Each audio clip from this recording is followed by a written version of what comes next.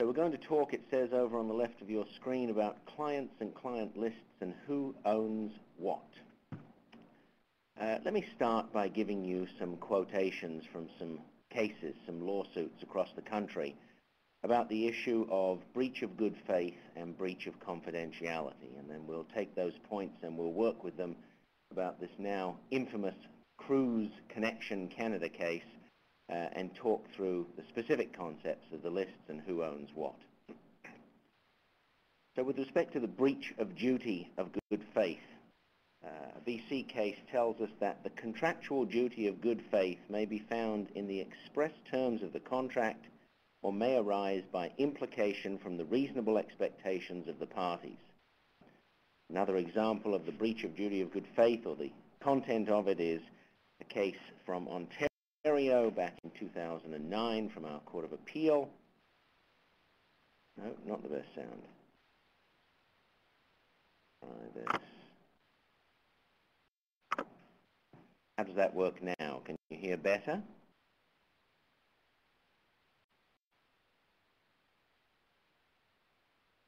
Here we go. Thank you, Joanne. That's working better now? Wonderful. Okay. And what do you say, Jack? Yes.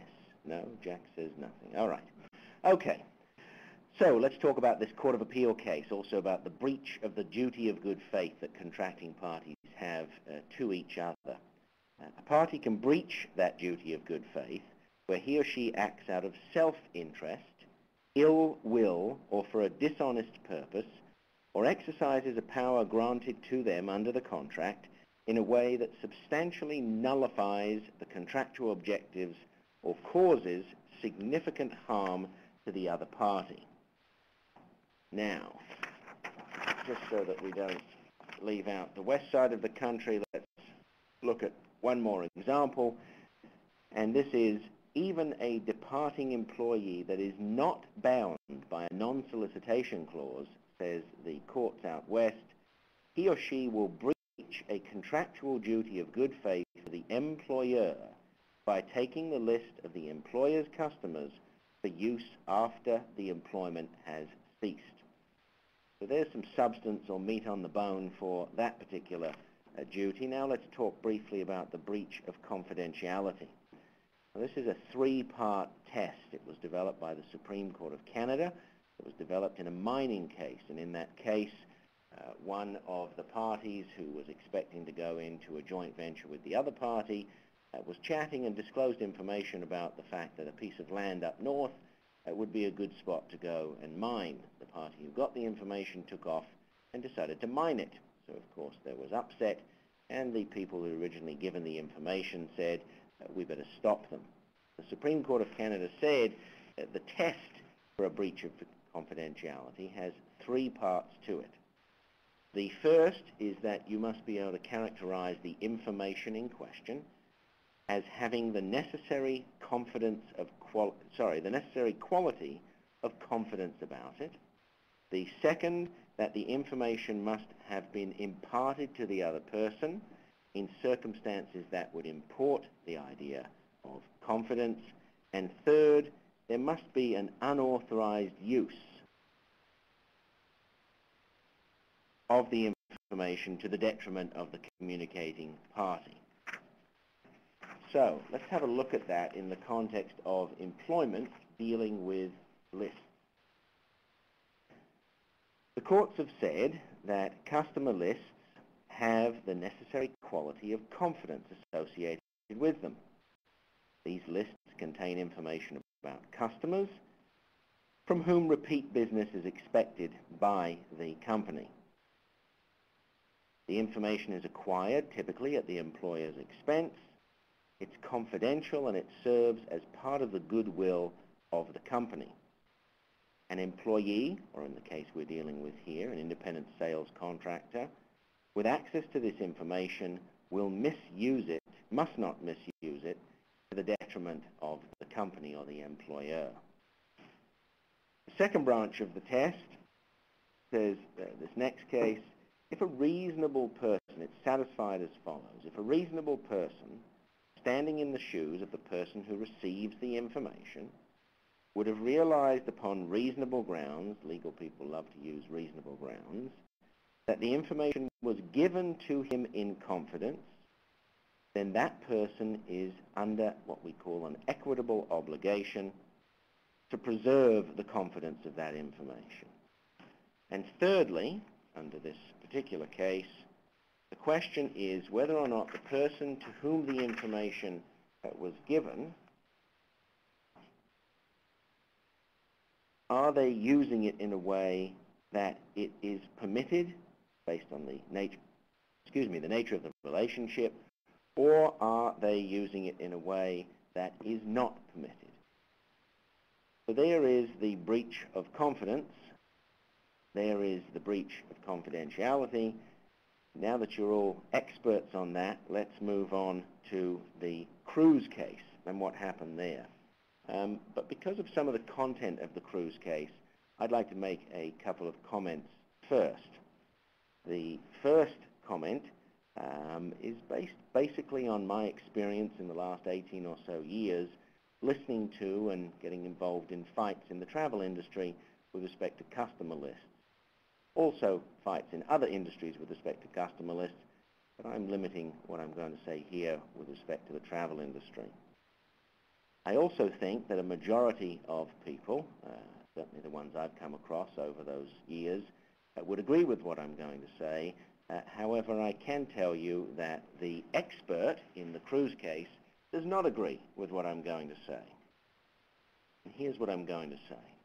I would suggest to you that people in the travel industry, save and except the expert and perhaps some airlines, would agree that the customer or the client is owned by the agent or the independent contractor.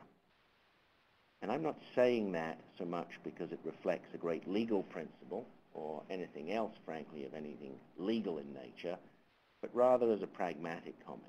And that is the case because regardless of how the agent is keeping the information, whether it's on a 4x6 card in an old plastic container or on some newfangled database in the computer age,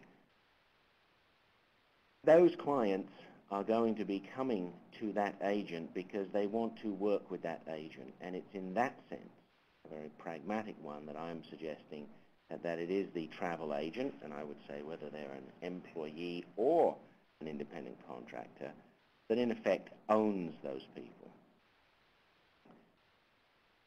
I would also say that this concept of who owns the client, or more accurately, who can do whatever they want to do with the client's information, should still be dealt with in a contract. And that contract should be dealt with before the relationship begins. If you do that, there's no guarantee, but I would suggest to you that if you do that, you're going to find yourself in a very different position, or at least if you get into the position of the Cruz contract, the Cruz case rather, you will be able to resolve who owns what, who can do what with what. Good. Glad to see we're coming through clearly. All right, so let's move on to this Cruz Connections case. I don't know how many of you have seen anything written about it. I don't know how many of you have had a chance to read it. It's certainly something that you can read. It's easy to find. If you do a Google search, you'll get the text of it. I, of course, have my own marked up version of it. I can tell you that it goes on for 79 pages and is comprised of 405 paragraphs that the good Justice Perlman wrote back early this year. What I will tell you before we get into the details of it, though, is that it is a very extreme case. And the reason it's extreme, I think, will become clear when we look at some of the facts. But I would suggest to you that not too many people would be surprised when they get to the last part and they see the result, what we call the finding of the judge, as far as who was going to win and who was going to lose. It was also a case that took quite a while to get through the court system. The events that it deals with happened in the fall of 2006, perhaps the summer and the fall of 2006. It went to court 4 years later in late 2010.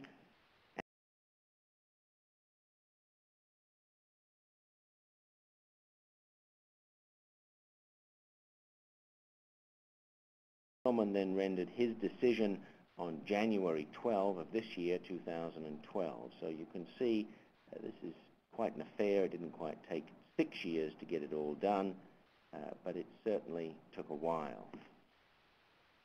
We're going to keep an eye in the bottom left-hand corner of the screen. How do you spell the name of the case being dealt with? The name of the case is Cruise Connections Canada. That's the plaintiff.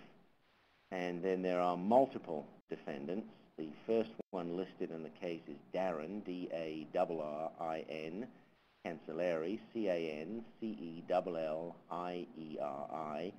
There's a number of other individual defendants, but Meridian Travel is involved, as was, Meridian Travel doing business as Vision 2000 and the Vision 2000 Travel Group, Inc. Are all parties to it. So if you run a Google search on that, you should be able to find the case, and there is another service that you'll also find on the internet, and that service is called Canlii, C-A-N-L-I-I. I think if you put that in .org, you'll be able to carry out a search.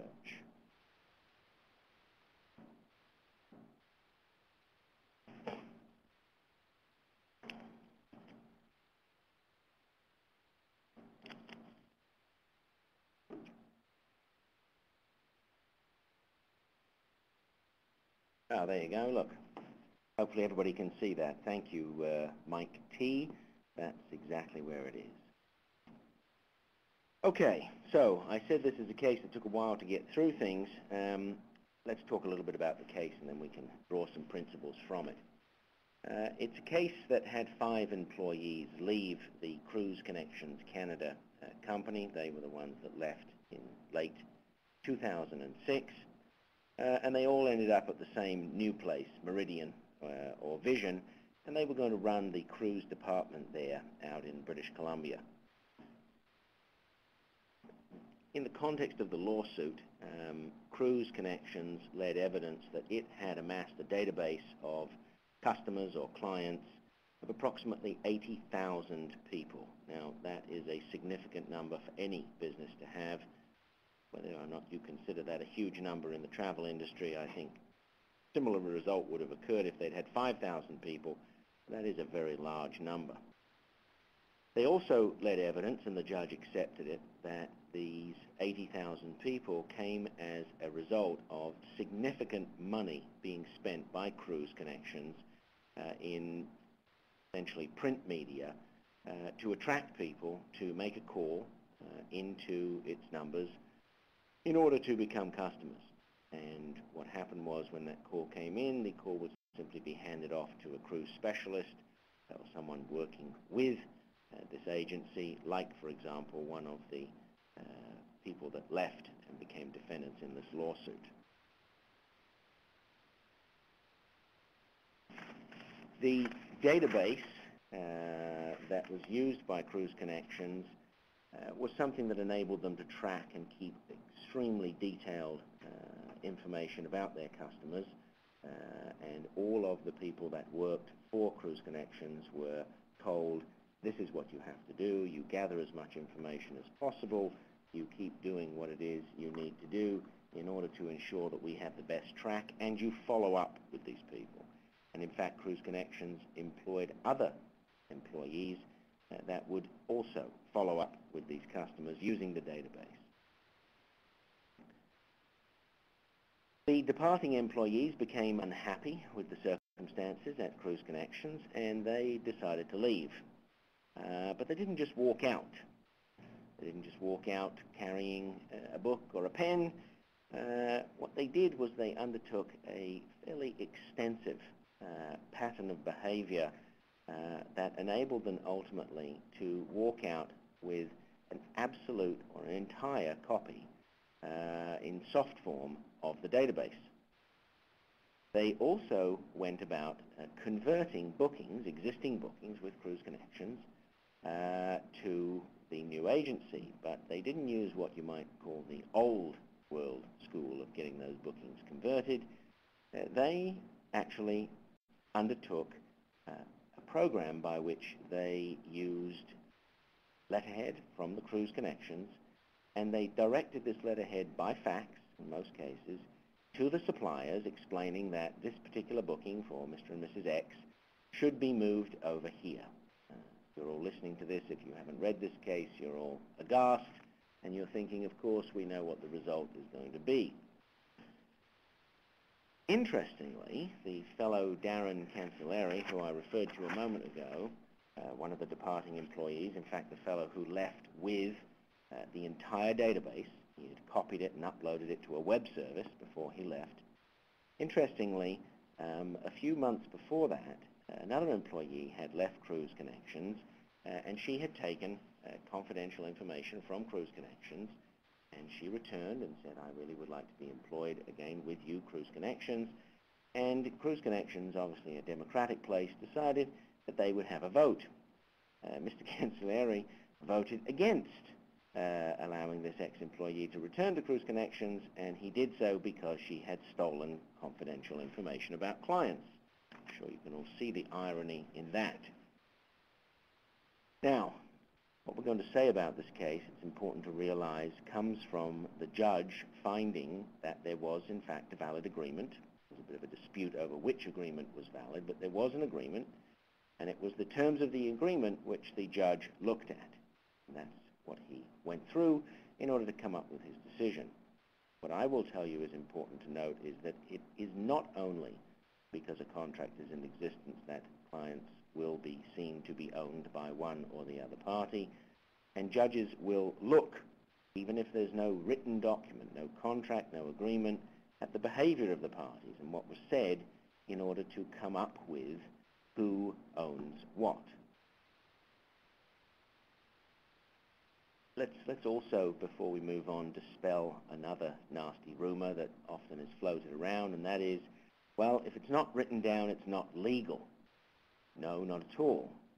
Just because there isn't a written agreement between the agency and the independent contractor, that doesn't mean to say there isn't an agreement.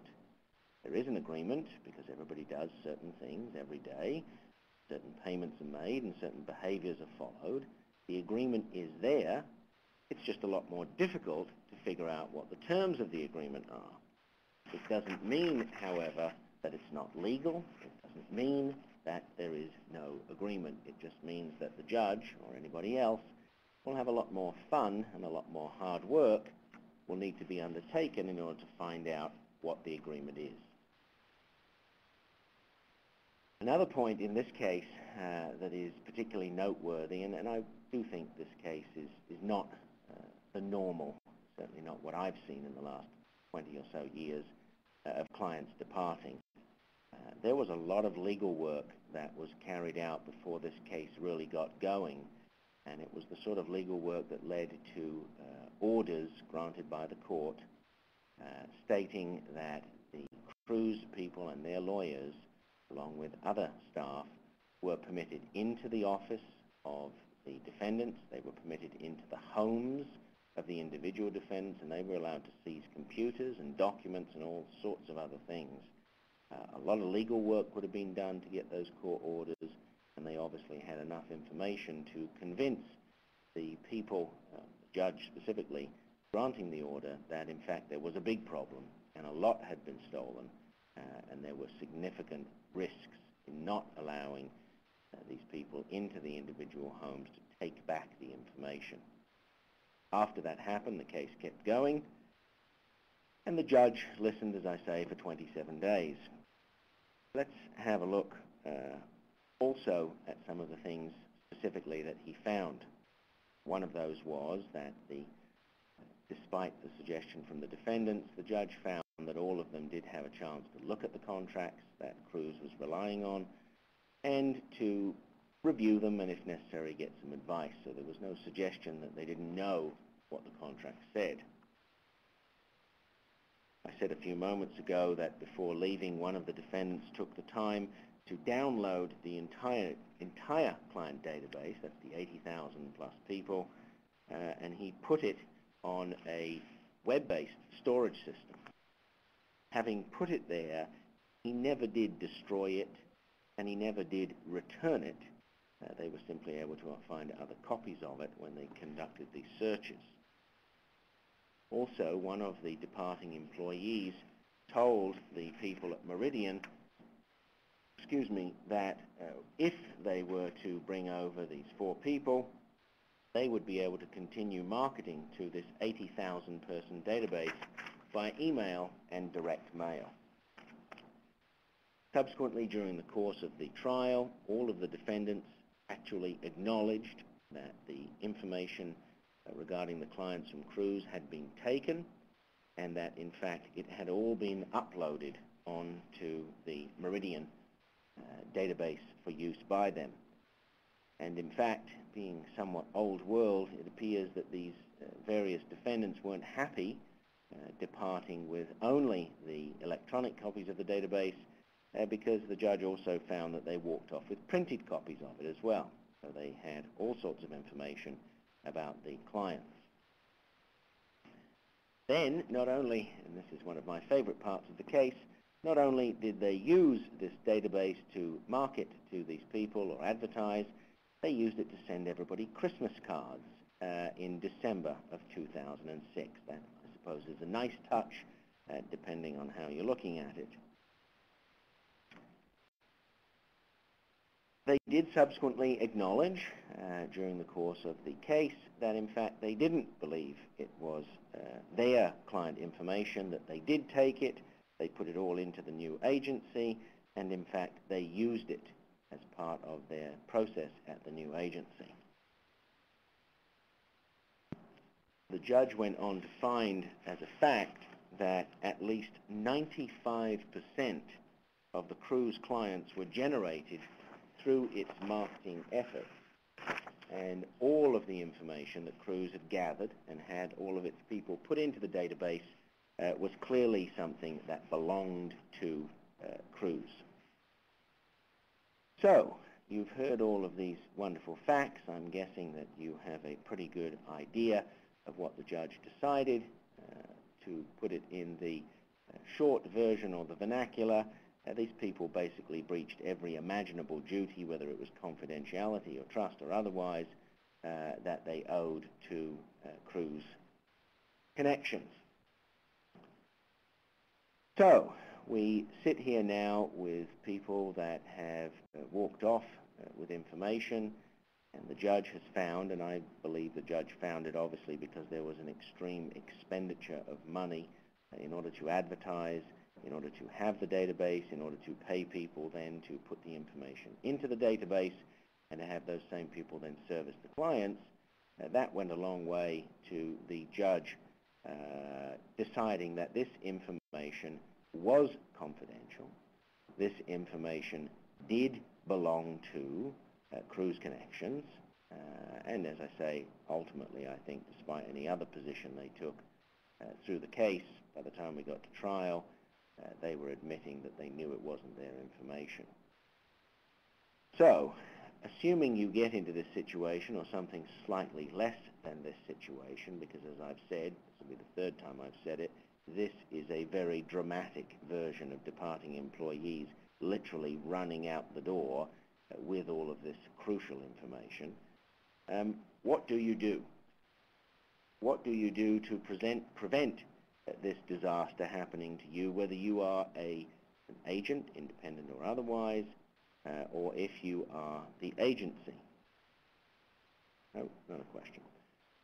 What do you do about that? Well, the very simple and short answer is to ensure that you are at least in the position that Cruise Connections was in when it found itself in this circumstance, and that is you make sure you have an agreement. Agreement, agreement, agreement. That can't be said too often, it can't be said too loudly. You have an agreement.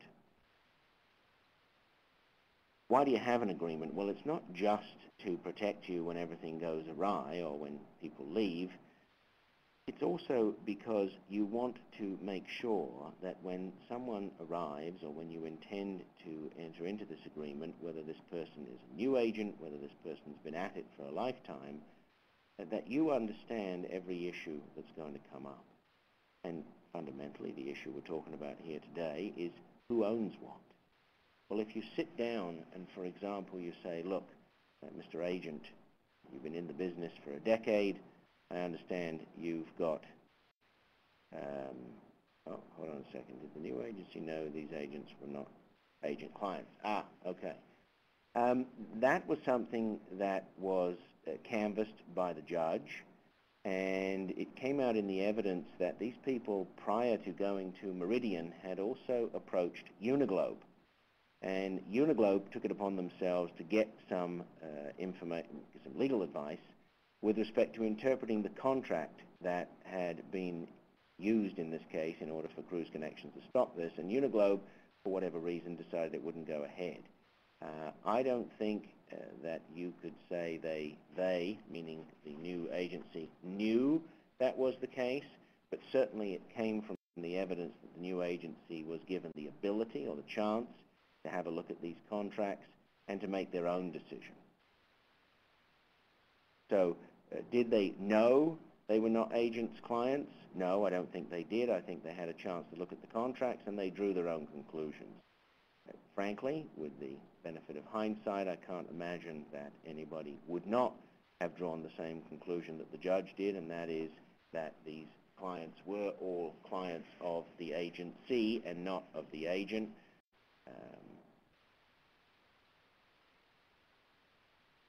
Depending on the new company's ethics. Oh, I see. I'm guessing that's a statement, Christina, not so much a question. Okay, no problem. Fair enough. That's great. Please chime in with any questions or comments. That's a very individual observation, obviously. So let's carry on, because we'll talk about how you can deal with that.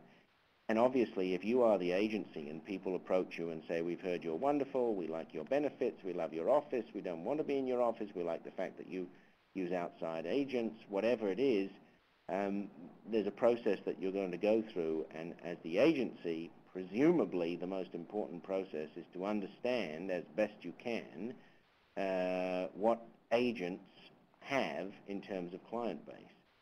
And the simplest way to do that is to ask them. Now, if they say, I had a contract with the previous agency, and then you're going to want to see a copy of that contract, not because you want the agent to give you an interpretation of it, but because you want to have a look at it yourself, and you want to decide, as it appears Uniglobe did in this case, whether or not this is risky or not to take on these agents.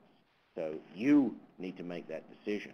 If you are the agent, then you also have an interest in making sure that it's understood what or who these customers or clients are prior to starting. Because if you're saying, look, I have a wonderful following, I've been working at 3 different agencies in the last 20 years, I've got at least 500 people that stick with me no matter where I go, which comes back to what I said earlier on, I believe that is the case, then you're going to want to have some method by which you are able to identify who these people are.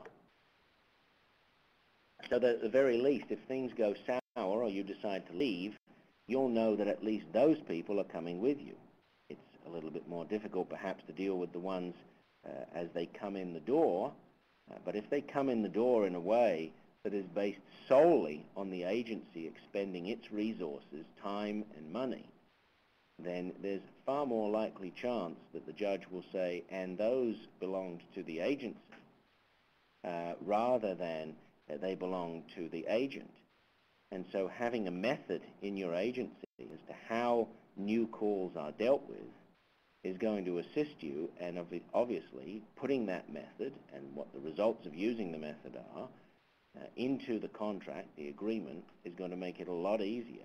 And as I said a few minutes ago, it's going to force you to deal up front with what risks there are for each side, putting in whatever resources they want to put in. Oh, and it will at that point in time, prior to starting, cause everybody, hopefully, to acknowledge what investment has been made of resources, time and money, with respect to obtaining all of these clients.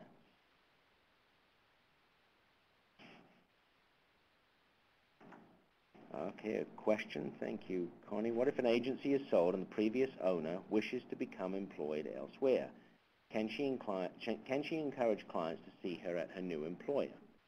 Well, let's differentiate between someone who worked as an employee or as an independent contractor and somebody who has sold their agency. I would suggest to you that in 100% of cases, and if it's not in there, you need to go see some other lawyer, there's going to be a clause that says, in favor of the purchaser, you may not possibly even work in the travel industry for X number of years. And a non-competition clause like that is going to be enforced by a court because it's considered to have been purchased. So that if you sell your agency and you really are the face of it, your expectation has to be that for X amount of months or years, and chances are it'll be years, you can't even be involved in the travel agency. Let's assume, however, that you sell and you are limited for X amount of years and that X has expired. It's now 2 years later, you're allowed back in the industry, you're allowed back in an agency, and you decide to start another one, or you go work for someone else. Can you then approach the people?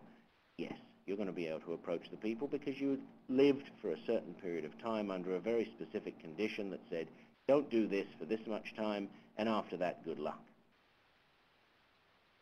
I don't think there's any point, well, we can presume that no, I don't think we can answer that question any other way, Connie. That is the reality. That's going to be a fairly absolute part of any contract to sell a travel agency or any other business, frankly.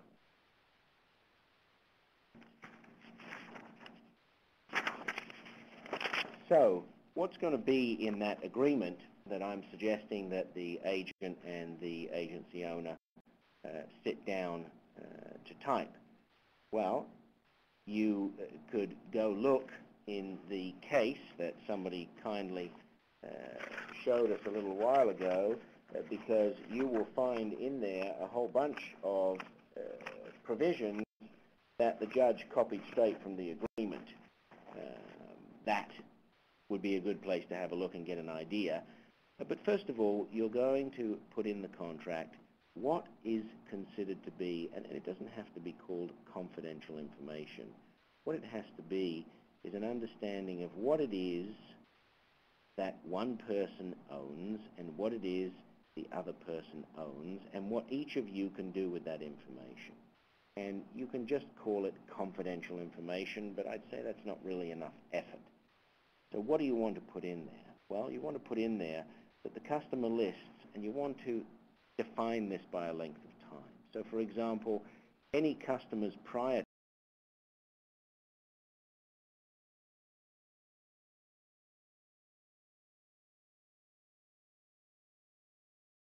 terminate, because they're going to be coming in time, anything after January the 1st, we'll deal with these customers in a different way.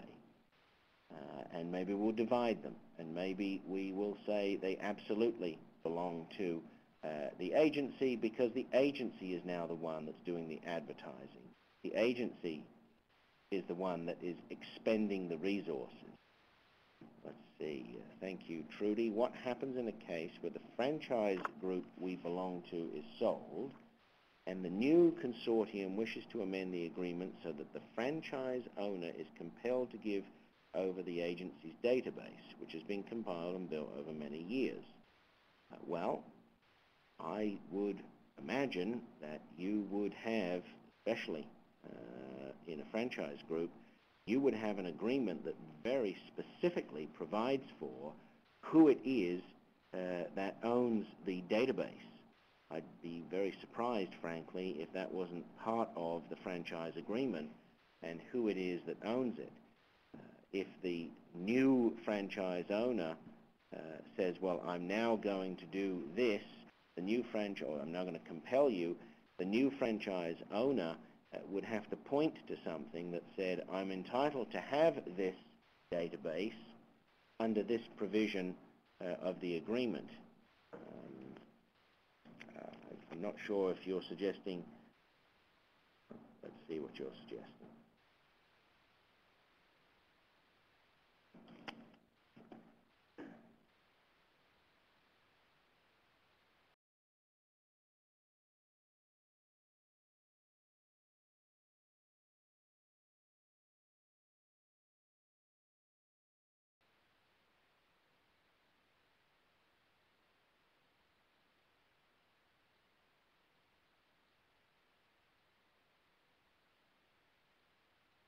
So I understand there's no agreement in place in the context of the franchise arrangement that dealt with any customer list that was compiled by the franchise owner,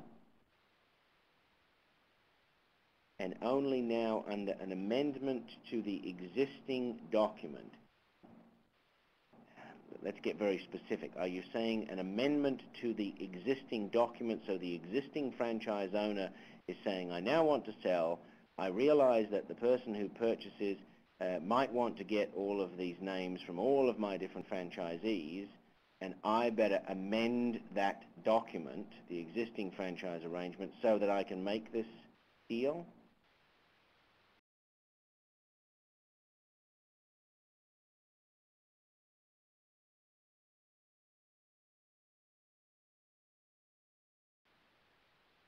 Ah, I see. Well, very interesting question. They can ask you to sign that agreement, but you would also have the right, presume, unless there's something specific in there that says the franchisor can make anybody sign whatever they like, you'd likely have the right to say, well, no, not without some form of compensation, assuming this is a negotiation. If there's going to be a disagreement, in other words, assuming we've not had an agreement, you've said no, they've said, well, you have to sign them over, then you're going to find yourself back in the position that I talked about earlier, where there's no written agreement, and the questions asked will be along the lines of, who compiled this? Who spent the money to compile it? Who has taken the time to gather the information? And who, in the context of the previous arrangement, was it understood owned these lists? So, for example, and this isn't necessarily going to win the day, but if you were to look under the previous arrangement, and none of this client information had ever resided at the franchisor's head office or somewhere other than with the individual agencies, then the franchisor now may have a difficult time suggesting that it suddenly should. I don't know what the reason for it is, but that would be one of the ways that a judge would look at this and say, well, why would we suddenly change this agreement, or why would we suddenly change someone's obligations under this agreement if, for X number of months or years, all of this information was retained by the individuals? There's no reason. And I suppose one reason could be to say it's going to be backed up, but it could be backed up, I presume it has been, by all of you franchisees. So those are the sorts of questions that are going to be asked, and you're going to find yourself, you're going to come to this disagreement in such a way as someone's going to have to determine who it in fact is, as of now, owns those lists. And as I say, similar to the Cruz case, questions will be asked, how did they come about? What was the previous practice? What was the previous understanding? And has anything happened to change that understanding?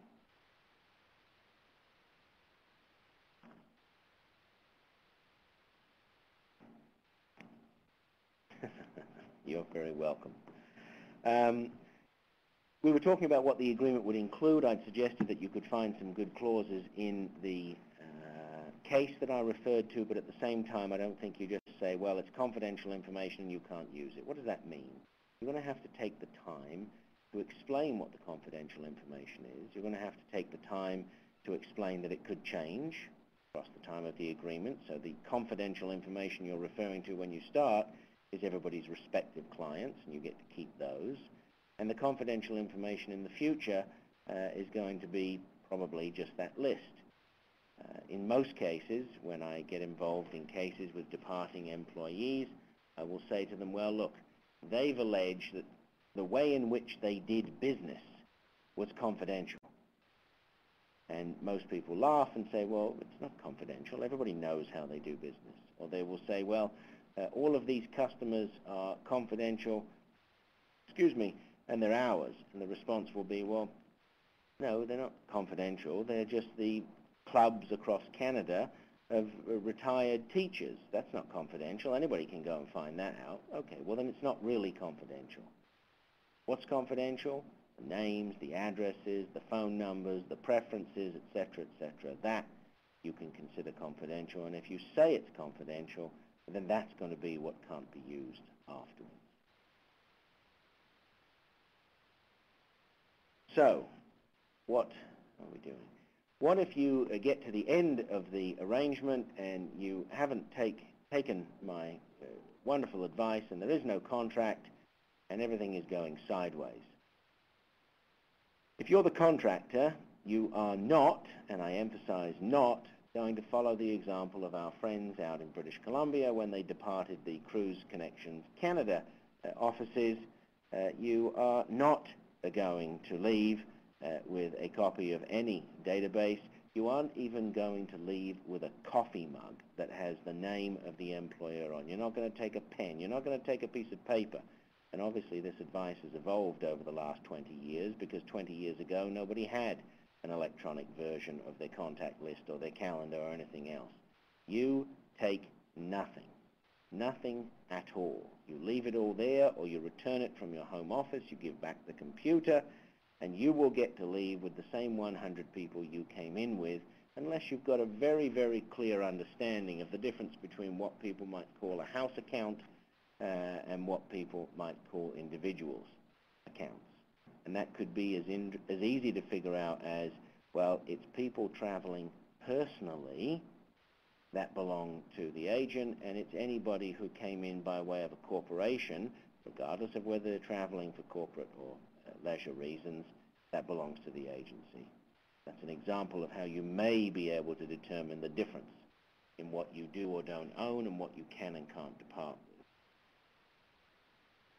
You don't need to leave with client lists if, for example, my example a moment ago was retired school teachers, but what about if you had a specialty in the motorbike clubs?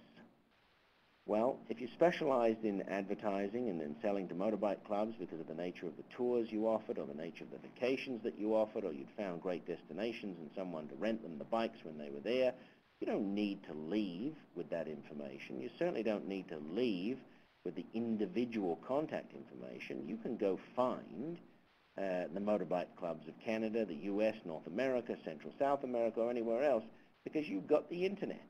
And you've got lots of resources at hand, so don't compromise yourself. Leave without anything. On the flip side of the coin, if you are the agency and you, for some reason, have any sort of concern over the departure of a contract person, an independent contract person, an employee, then you are going to have to take steps. And that will be proportionate to what your concerns are to cut people off. But I would tell you this very simply. Cut people off first and ask questions later. Because the ability to move information around now simply by sending an email, simply by attaching a file and moving it to personal email accounts and bouncing it around is extremely difficult, extremely easy to do and extremely difficult to follow. We've been involved in some cases where information has been moved extremely quickly, and you are going to spend a huge amount of money trying to get that information back or have it destroyed, and deep down you are never going to be content that whatever was taken, whatever was moved, whatever was passed along has in fact been destroyed. It's just not the same as when someone stood at the photocopier and made 10 copies of the 50-page client list and you could happily say you'd got them all. It simply doesn't work like that anymore. That is what I have to say. I see I've arrived at the end of my page and I've actually done so early. So either we're all going sunbathing early or some other people have some questions.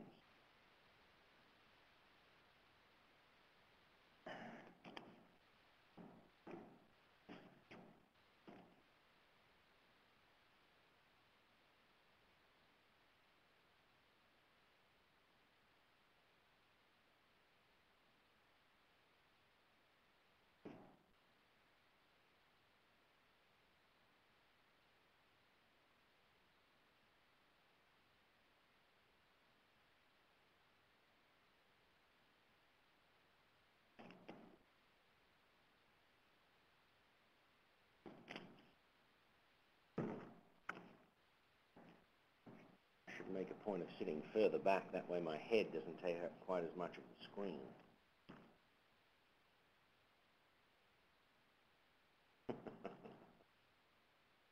Yes, we aim to confuse you at a higher level, Margaret. That's the goal. What happens in a case where an agency is requested to participate in a franchisor's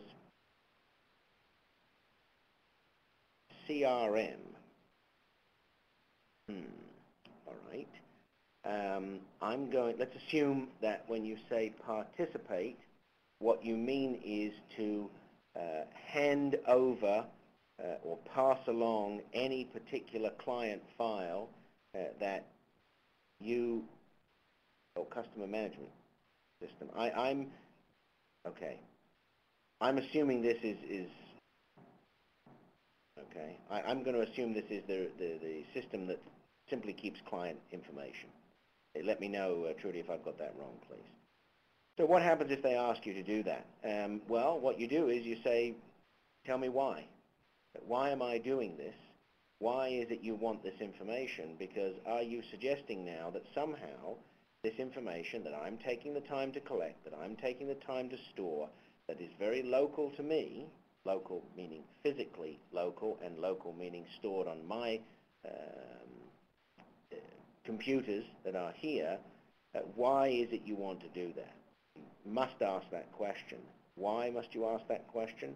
Because if all you do is pass along willy-nilly whatever it is you have in the way of customer information, you will, A, make it look like it doesn't just belong to you, and B, make it very difficult to tell whether in fact it's confidential information, because if you're passing it along, it isn't necessarily going to be considered confidential, and were they to use it, for example, to send a blast to everyone to advertise something that may cross-market, that is going to filter down or water down whether or not that would subsequently be considered confidential information, the use of which would result in a breach of some duty owed.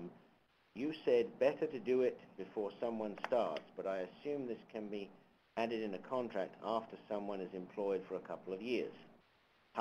Well, no, that'll take us back, I think, to what I spoke about a few weeks ago, and that is once you and I have a contract, once the employer and myself, or the independent contractor and myself have a contract, you can't change the terms of that contract, and changing the terms would also include adding something in.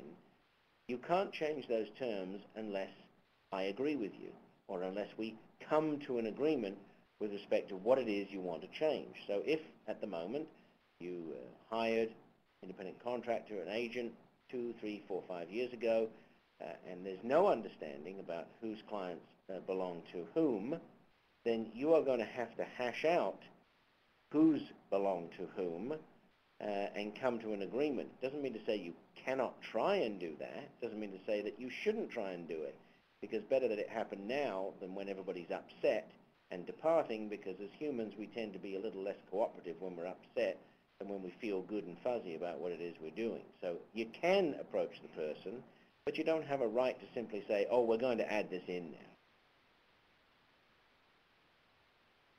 Thought I saw another question, but it's evaporated on the vine.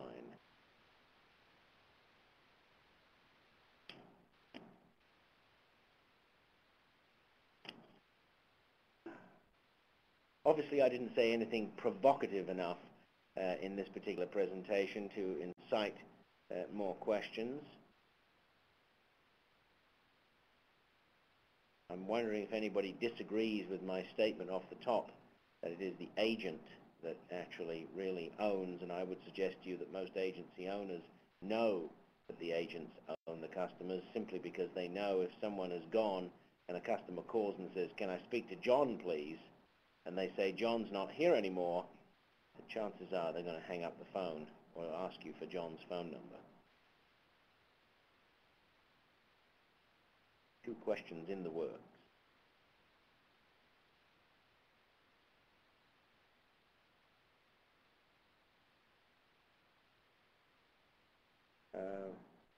Yes.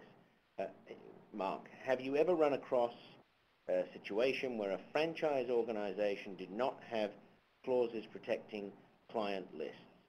I can't say that I have, no. Typically, they would be included in there. It doesn't necessarily mean those clauses would always be the same. Doesn't mean to say that they would always say that they belong to the head office or the franchisor, but typically, yes, if you're dealing with that sort of organization, you're dealing with people sophisticated enough to have taken the time to make sure that's an issue that's addressed in the contract. I missed a question there, no. Okay. Right.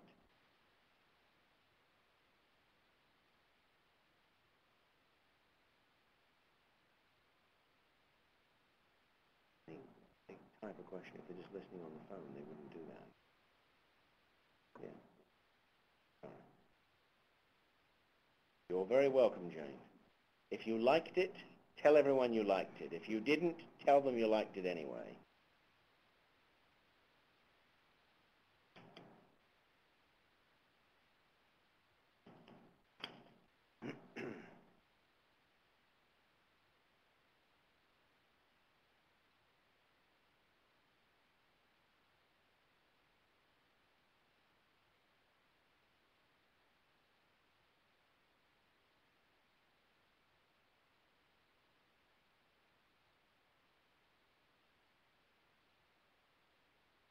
Yeah, I think so too.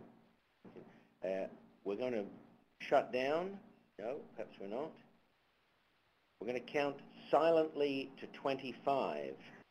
Having counted to 25, we will then shut down. We're not in a rush. We're happy to answer any questions that you have.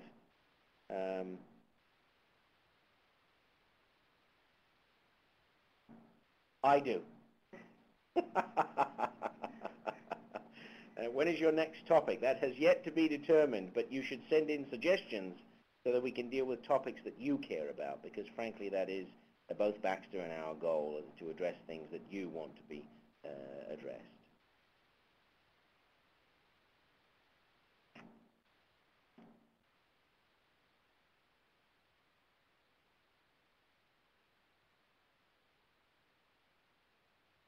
One more coming. We're at 20 and a half in our countdown and working slowly towards 25.